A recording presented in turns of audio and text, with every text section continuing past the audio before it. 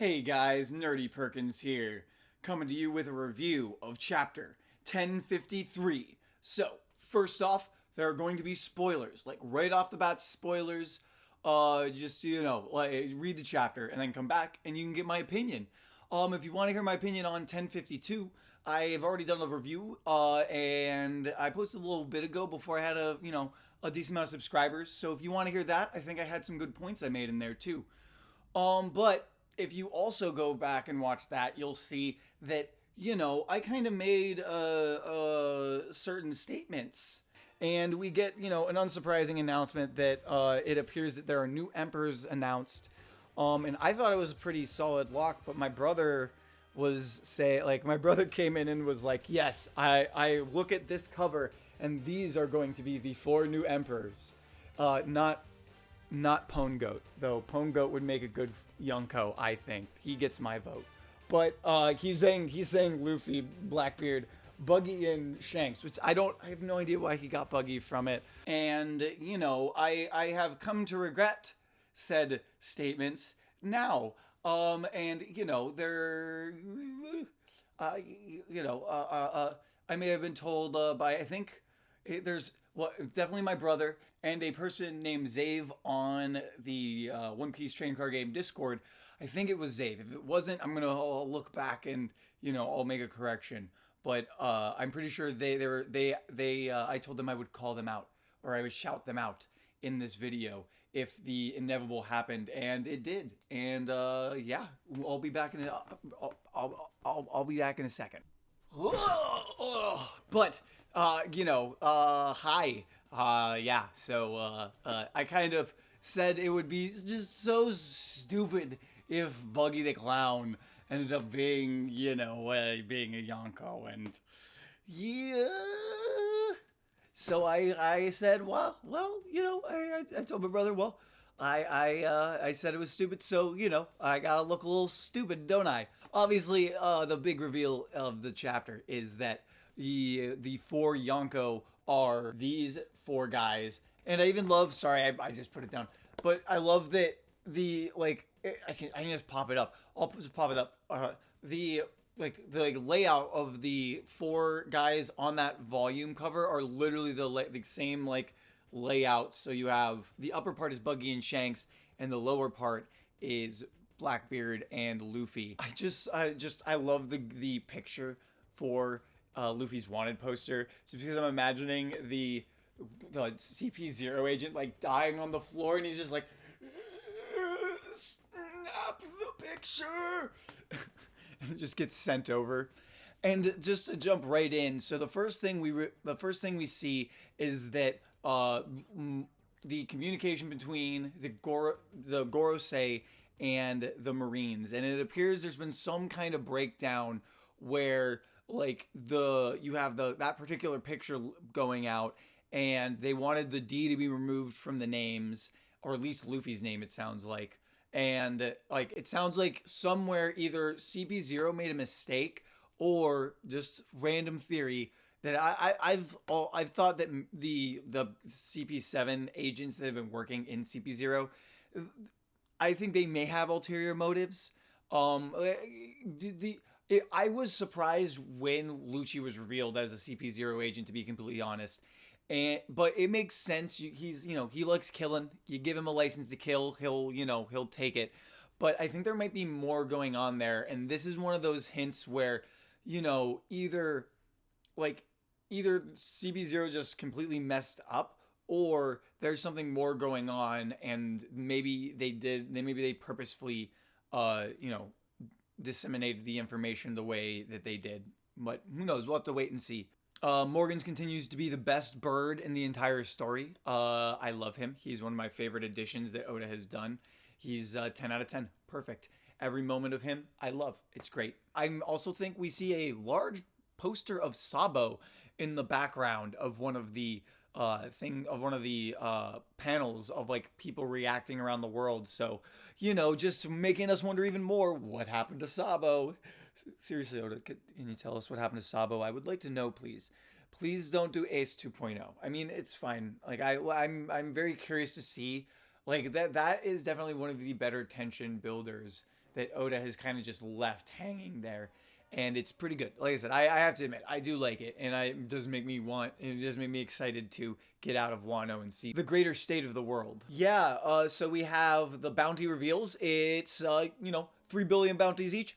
Big bounty. Those are big numbers. The most interesting thing I think is that they are all equal, even though you're having Luffy being called a Yonko, but I think that's more to do with the spin of what Morgan's is trying to do. Because I think it seems like the news and like it seems like the news has a lot to do with like who is considered kind of a Yonko or who's considered in those kind of positions of power. Obviously, it means you have a big territory and all that stuff, but like we're now kind of seeing how that works and how people do become Yonko, which is really cool. Because we had Luffy being named a Yonko, but now he is actually full on a member of that group, which is really cool.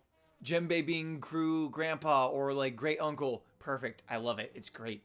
And I love all the party fan service, all great. Yamato in particular, you got Chopper with some cotton candy, can't get any better. But what I really want to talk about is that Robin is safe, and guess what? She's with Poneglyphs. Surprise, surprise, and little dolls. She doesn't seem very interested in, which isn't that surprising. Now, when it comes to the Sakazuki reveal, I think it's really good. I find it very interesting. The Tengu was clearly someone of importance. And the Shogun will like Odin's father was always a hanging thread. We like it was always implied that he was sick, but my assumption based off of what we're seeing now is that they managed to imprison him fairly early on, and they were literally just impersonating him. I mean, they hinted that basically in the flashback, but I think they were impersonating him for far longer than we actually thought. And I think they managed to imprison him, and like he said, by the time he was able to escape, like everything had already kind of cascaded past the point that he could do anything about. And I'm curious to see his character will go one of two ways. It's either he'll go the way he kind of wants, where he doesn't want to be a part of the lives of his grandchildren. But I think what Odin will probably end up doing is his character seems primed to be put into that mentor position for Momo, because Momo's going to have a lot of attention and a lot of expectation being thrown upon him because he's like he looks like an adult, but in the mind he's a child, so he's going to need someone to help him rule. And you could argue that maybe Sukuyaki, I think that's how you pronounce his name, takes a step back and lets Kinemon and the Red Scabbards do that, which I think would be equally as good. And I think that's another reason why Kinemon is likely to, like, why Oda had Kinemon survive, because he, I think, is one of the more fitting, like, guardians and one of the more fitting people to kind of help Momo grow and become a really good shogun outside of his grandfather. Pluton in Wano is big. As far as I know, I was trying to go back and I'm rubbing off some makeup. As far as I know, I went back and tried to look and see if Robin mentioned the Pluton being in Wano at any point. I'm pretty sure this is a big reveal. And she seems to have known it for a while. It makes sense that she's not going to tell anyone. Not like the only person on the ship who would be of interest would be Frankie, who obviously has the either. Well, yeah, I think I don't know if we know that he had the plans memorized, but I have a feeling he had the plans memorized. So I want to know his reaction to that, if he finds out, if he gets to see it, that kind of thing. But this gets me into another little theory that I have. We now have that Shirahoshi is being guarded by the fishmen, and I'm the ancient weapon is slipping my mind right off the top of my head. But the important thing is that I think that Uranus or Uranus, whatever the pronunciation for the final one, I think it's Uranus, will end up being guarded in Elbaf by the giants. Whether it's a thing, whether it's a person, I think the giants are going to be involved in that. We'll have three guardian. I was gonna say guardian races, but it's fishman race as a race, giant as a race. the samurai and the people of Wano aren't really a separate race of people, but well, I guess you could argue that they are. They're the people of Wano. But beside the point, I think that we're gonna end up seeing the final like ancient weapon being held by the giants in Elbath. We get a first glimpse of what a lot of people saw coming, which is that Green Bull is going to rejuvenate the land of Wano, and it seems like he's inadvertently doing it, which I like even better. It's just makes it that much funnier that he's just he comes onto the blighted land, and it's just like just because he happens to be there, he's making it a prosperous place again. Perfect Oda setup, and it's one of those things where it's not even like you can't even.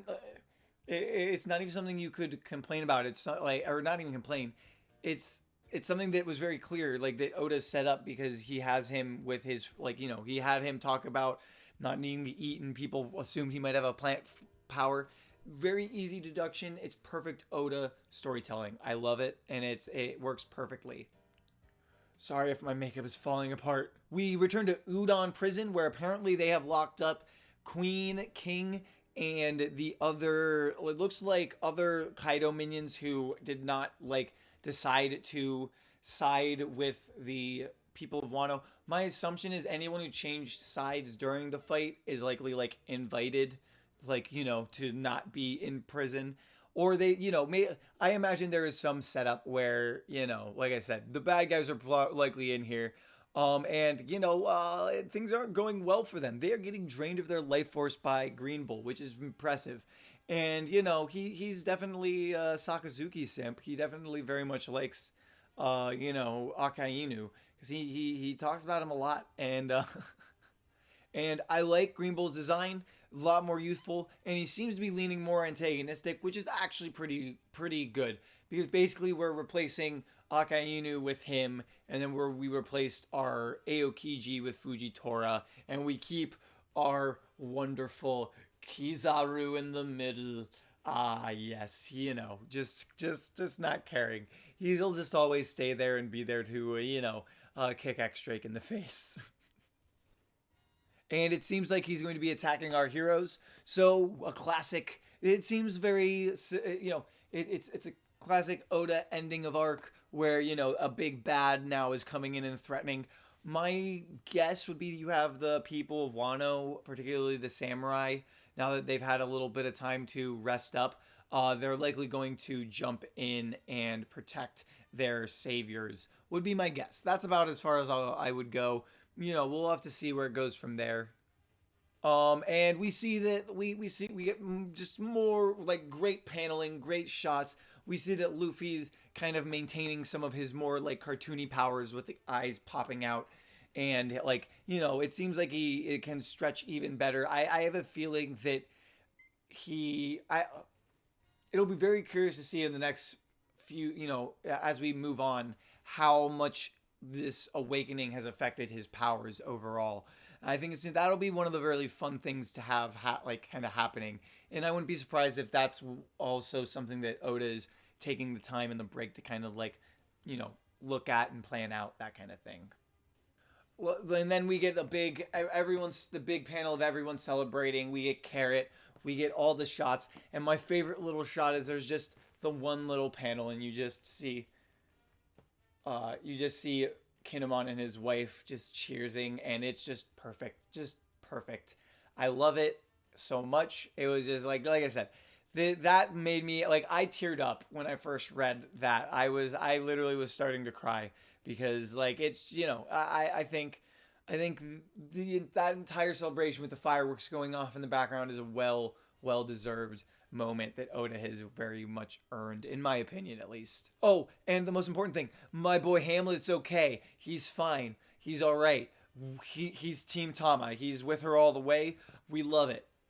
Can you tell I like Hamlet? He's the best. It's his voice in the anime. It's just it's so sultry. Oh my god, my note from before, from when I wrote when I skipped. Not root gutted.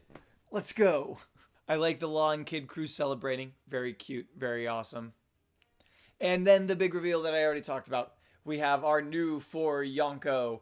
And I'll talk about a little bit Obviously, it's a big reveal. And a lot of people are, I guess, a little surprised with Buggy. As I said, I wasn't expecting it, and that's why it's a perfect Oda setup, because once it happens, you can look at that. You can look at the volume cover where you see the guys all together. You can look at, you can you can just look at the fact that Buggy has just continued to fail upwards, though the last position for him to fail upwards into is literally a Yonko position.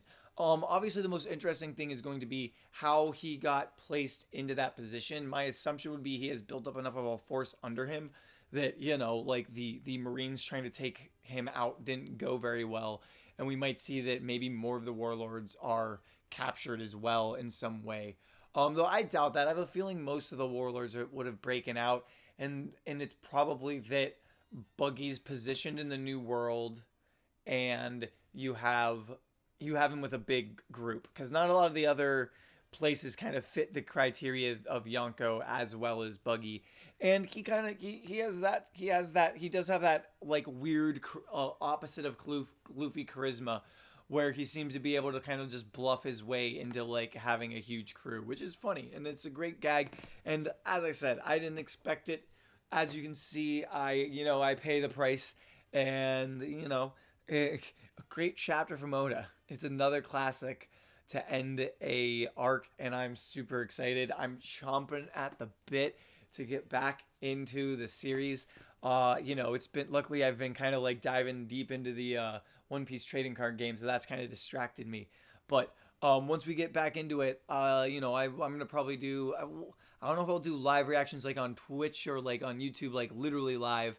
But I might record. I might, because I'm the worst. I'm one who used to read spoilers, but I think with this break, I'm gonna rip off the Band-Aid and come completely clean, so I can kind of do some fresh, either kind of get good fresh reviews that aren't kind of spoiled by the spoiler hype train that kind of uh gets kind of weird. And I've honestly been wanting an excuse to get out of it, so now's a good reason to stop and just start reading along with the official with everyone else. So excited to get back into it. If you guys like the video, like what I did here, want to see more chapter reviews, give it a like. Definitely go check out my review of the past chapter, because I think I made some really good points about Kinemon and why Oda chose to have I think I made some really good points about Kinemon and the reasons why Oda chose certain people to not make it through the raid. And it didn't get a lot of views because I put it out fairly early on when I didn't have many subscribers. So like I said, if you're interested, take a look. Give that a like too. If you want to see more like this, subscribe. I'm definitely gonna be posting a lot more One Piece content. I might also review Vinland Saga, but that not as many people probably caught up with that. So like I said, let me know if you want to see me review or talk about any other Shonen Jump titles as well. Let me know in the comments down below. And now I'm gonna go wash this makeup off my face. Oh, that hurt.